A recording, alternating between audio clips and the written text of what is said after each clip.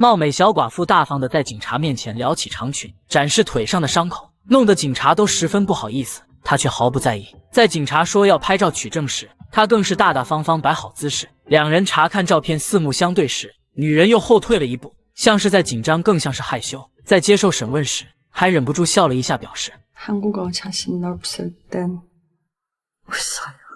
女人的美丽和神秘让警员神魂颠倒，一举一动都在魅惑男人的心神，甚至不受控制的给女人点了最贵的寿司。理智在脑海里疯狂叫嚣，眼前的女人可能就是杀害丈夫的嫌犯。不久前，警方接到报案，一名登山者坠崖身亡，警官小帅初步推断是意外。警方从死者身上的创伤初步分析，死者是从山顶坠落时摔伤的。可当死者的妻子前来警局认尸时，却让警方产生了怀疑。女人名叫小美，是个年轻漂亮的中国人。当她见到丈夫尸体时，非但没有悲伤和意外，反而笑了出来。随着调查的深入，警员发现小美的身上全是淤青，明显是遭受过丈夫家暴。这样看来，小美有足够的杀人动机，但她也有完美的不在场证明。因为案发当天，身为护工的她正在照顾一个失智瘫痪的老婆婆，并且看护中心出面作证，表示她那天用婆婆的手机给中心打过电话，这样小美的嫌疑就逐渐摆脱。可就在这时，警方突然有了新的发现，法医在死者的指甲中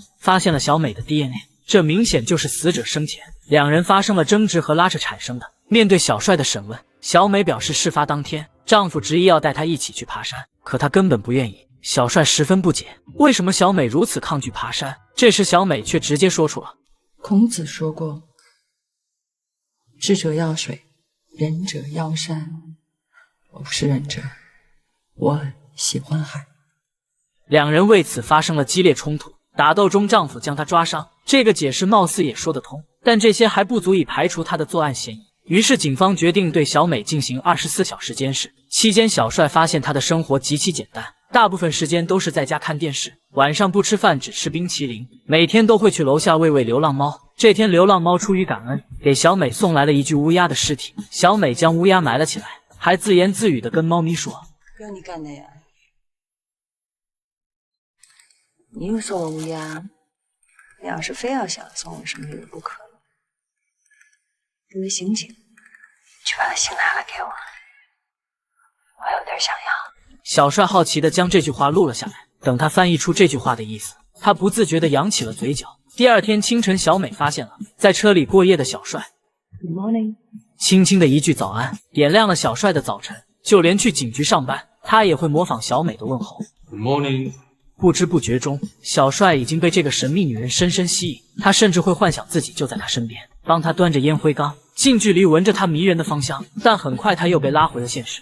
小帅收到上级的调查报告，一张对小美的通缉令，在国内他杀了母亲，如果被遣返回国，至少是无期徒刑。小帅把报告发给小美试探她，哪知小美只回复3个字：来我家。小帅以最快的速度找到小美，可小美的反应却出奇的淡定。她向小帅坦白，当初她学习护理就是为了照顾母亲，但是母亲病情恶化，生不如死，为了帮癌症的母亲安乐死，她亲手送走了母亲，这根本不是所谓的蓄意谋杀。合理的解释让小帅没了深究的意思。隔天，小帅又从律师那里得到了一份遗书，而签名和字迹均是小美丈夫本人的，这也说明他早就有了寻死的念头。虽然一切看起来都十分合理，但放在一起，再加上小美的存在，让小帅无法看清案件真实面貌。这晚小帅喝闷酒的时候，突然接到了小美的电话，等他赶到，就看到自己搭档醉醺醺的躺在沙发。小美的家里满是狼藉，很明显是搭档大闹了这里。小帅赶忙将搭档劝出了门，完事后帮着小美收拾了房间。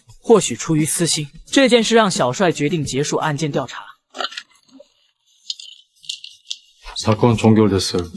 용의자가 아닙니다. 기쁜가요? 네? 제가 왜요? 맞아요. 기뻐요. 왜요? 더 이상 우리요? 案子终于结束。为了庆祝小美脱罪，小帅亲自在家下厨。吃饭间，他跟小美介绍起墙上的一个个案子，向小美诉说着自己的烦恼。因为见了太多血腥的场面，他经常会有失眠的困扰。于是瑞来二话不说，将墙上所有的照片全部都烧了。随后他让小帅闭上眼睛，试着帮他催眠。